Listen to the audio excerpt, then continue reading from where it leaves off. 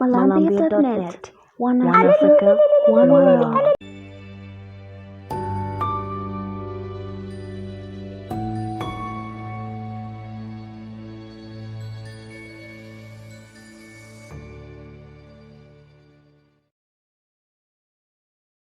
Hello and hello. Welcome to my podcast, Free Your Mind. You're with me, your host, Domuti Jerry Nkombo. Alright, so today I just want to talk about Stoicism, the art of being unbothered. Before I do that, I just want to thank you guys for your support. Thank you for sharing my videos. Thank you for commenting. Thank you for liking. I really appreciate you guys. Thank you for listening. And stay tuned. The podcast has like 22 episodes this year, so pretty much I'm still going to be consistent with this, and I hope someone out there listening to my podcast gets blessed and they get the help that they need to function in a healthy way in their day-to-day lives. Alright, so today I want to talk about Stoicism, the art of being unbothered. Alright, so before I go into details, let me tell you about a man named Zeno. Zeno was a traveler. He was a very wealthy man in the BCs, and he used to travel a lot with his wealth. Normally he used to use a ship, like going from coast to coast and just seeking wealth and just business. He was a businessman. Unfortunately, one day his ship sank and all his treasures and his wealth sank with it. So meaning that he was left with nothing. When I mean by nothing, I mean like zilch, nothing. He had to become poor again. He had to become to the state where he was poor. Now normally, most of us, when we lose something or someone, we react in a way where we grieve and then we get so angry and resentful and upset, all these negative emotions in one. And I feel like on a normal spectrum, everybody does it. I mean, everybody gets upset, everybody gets hurt, and to lose your wealth, your form of comfortability, in one instant can really do something to your mind. So, but this guy approached life in a different way. Yes, he lost wealth, but he approached life in a different way. Let me tell you how he did it. The core of Stoicism is acceptance and indifference. Acceptance and indifference. Right, so Zeno took philosophies from all-time Greek philosopher called Socrates. So pretty much acceptance means that we just have to accept the way things are, because at the end of the day, we cannot avoid bad things from happening to us, but we can control how we react to them. Alright, so pretty much it's about us reacting to a negative situation or a turmoil that's happened in our lives. So how do you do that? How do you react in a way that it does not affect you negatively or it does not lead you to depression? Now that's where indifference comes in. Let's face it, at the end of the day, we cannot cry over spilled milk. So what do? We just change our emotion. We just change how we react to the situation. That's what Stoicism is about. At the end of the day, most of us, it's about controlling those inner fit of rage and anxiety that comes with negative outcomes. Now, how do you do that? How do people live life feeling unemotional or feeling like they're bricks, like they're unbothered? Actually, people are not unemotional unless maybe you're a sociopath, or even narcissists have emotional rage and all this. But unless you're a real sociopath, you have emotions running inside of you every single time. But it's not about not being unemotional, it's about how to control your emotions in an awkward state. That's what Stoicism is about. Okay, so pretty much Stoicism, it allows us to process negative situations and negative emotions and then process them to the perspective of reality of the world. For example, for me, I had to process my emotions and my mental state to accept my reality. Not only that, to just take advantage of that situation. At the end of the day, I'm an independent woman. I like to do things independently, and that's okay with me. That's my reality that I have accepted. I don't go in people's spaces to feel validated or feel envious or resentful or whatever negative emotion it is, because they don't owe me anything and the world does not owe me anything. So at the end of the day, I have to live for the sake of my child, for the sake of my daughter, for the sake of my family, and for the sake of my loved ones, the ones that still care about me. I have to always also care about myself. Not only that, I owe myself happiness, I owe myself reality, I owe myself to live in the truth. So that's what stoicism is about. It's about accepting your reality. No matter how many negative situations surround you, you wake up the next morning and say, you know what, this is the reality that I have to face, the reality that I have to live in. Regardless of what I don't have that other people do have, it's not about other people, it's about me. I gotta wake up every morning and I gotta do what I gotta do to survive. That's what stoicism is about. Okay. For you to practice stoicism, you have to become a cosmopolitan. That's meaning that a citizen of all the worlds. Meaning that you have to also practice equality. No inequalities. Someone from the high ranks and someone from the low ranks, to you, they have to be the same perception, the same narrative of life, because everybody has a life story to tell and everybody has experiences. So that's one of the first steps in practicing stoicism. That's equality. Look at someone like they're equal to you and you are equal to them, and do not segregate people based on financial gains or anything, not even nothing. You just have to feel like this one is equal to me, and that's that. We don't get sad because bad things happen to us. We get sad because unexpected bad things happen to us and we don't know how to react from that. You see the difference? Much as we can try to prevent bad things from happening, we can't avoid our fate, because the worst outcome is going to happen whether we like it or not. So stoicism helps you prepare mentally for the worst outcome and how to handle it. At the end of the day, for example, that thunder and rain, they go along, right? Some people, when they walk in the streets, within the thunder, nothing happens, they just get wet and they go back home. But others, they get struck by lightning and they die from there. That's their outcome, that's their reality. And their relatives have to grieve on that basis that, okay, this person died from thunder and lightning. That is an outcome that nobody can prevent. That's a fate that nobody can prevent. So basically, stoicism, it just helps you to just accept the fact that, you know what, something's going to happen to me. I can be bit by a snake tomorrow, I can go through a car accident tomorrow, I can have a miscarriage the next day, I can get robbed and raped. Something can happen to me, but how can I process that information? How can I process that outcome? The second step you can do is practice voluntary discomfort.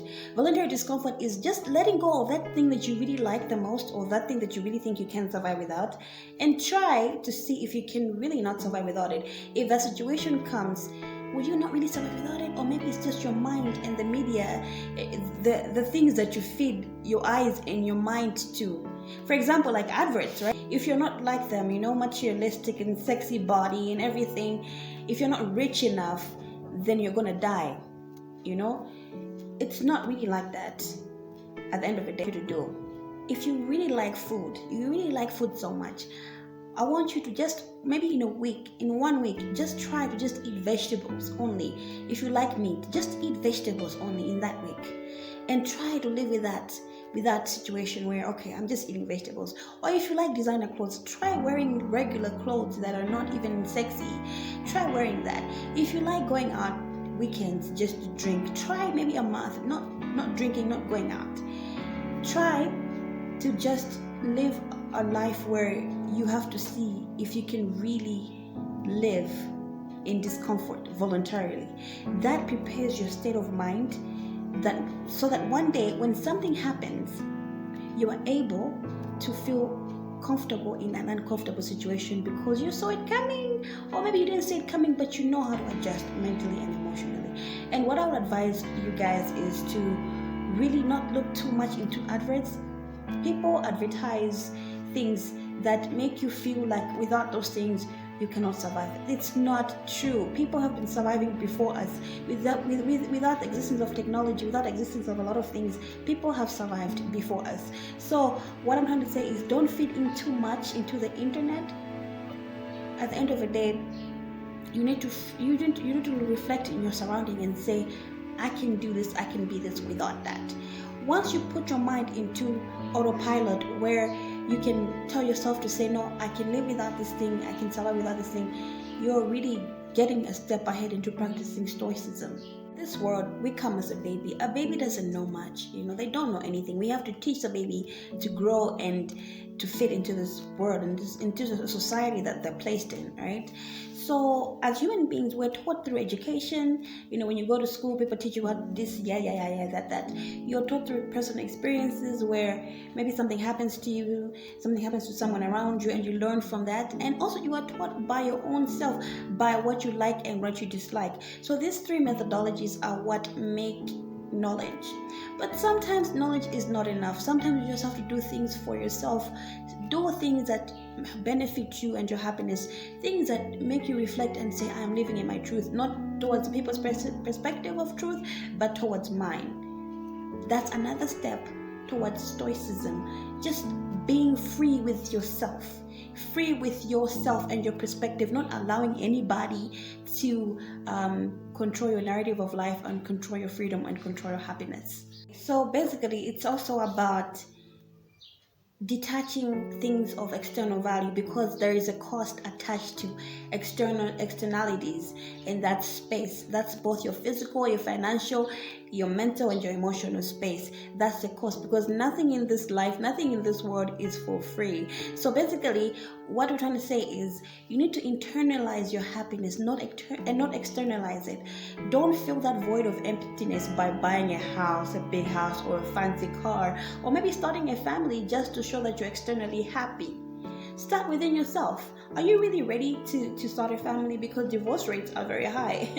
Or are you ready to maintain a house? Because at the end of the day, something might happen to that house. What you're going to do? Decide again? What about a car? Are you really ready to lose that car? Because if you lose that car, you have to strap like the rest of us. Are you ready for that? Does that define your happiness?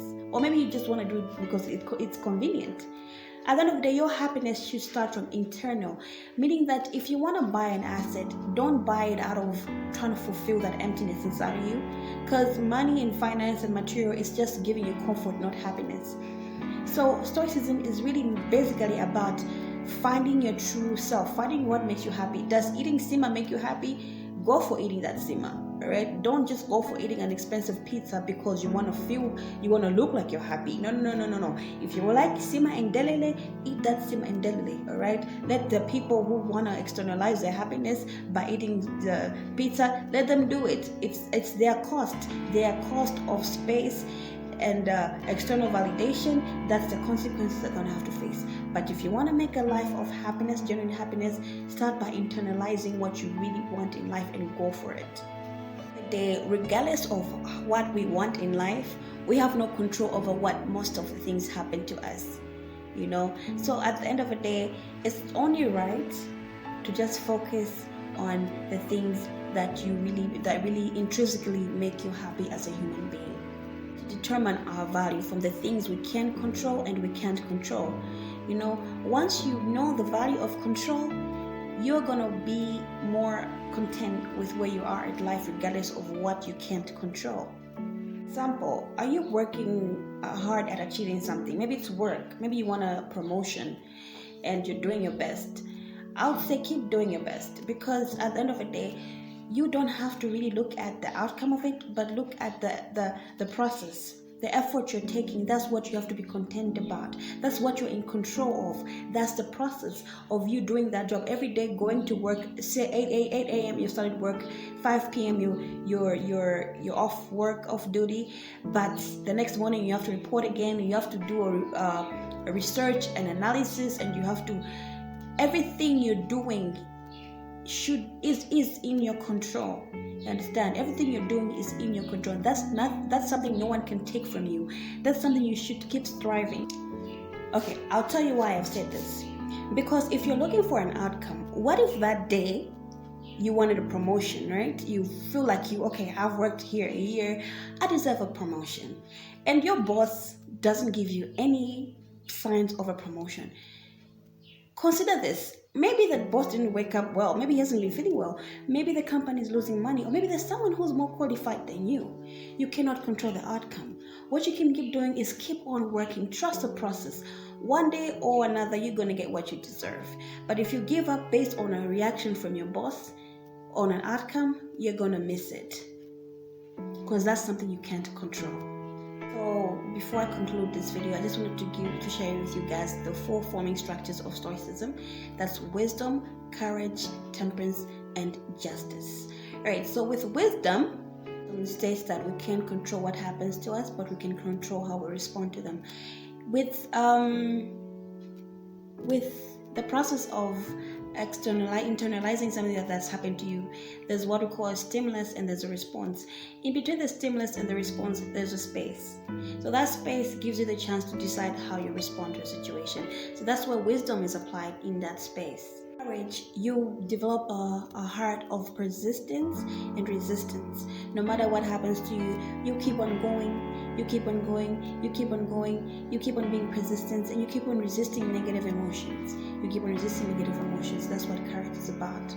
It's about sustenance. It's about less is more. Enough is enough, not more than enough. Because the more you pursue more than enough, the more vain you become, the more uncomfortable and unhappy you become. Because you always want to try to fight and being on the top of Forbes list, trying to convince yourself that, okay, I have to be better than this one, better than that one.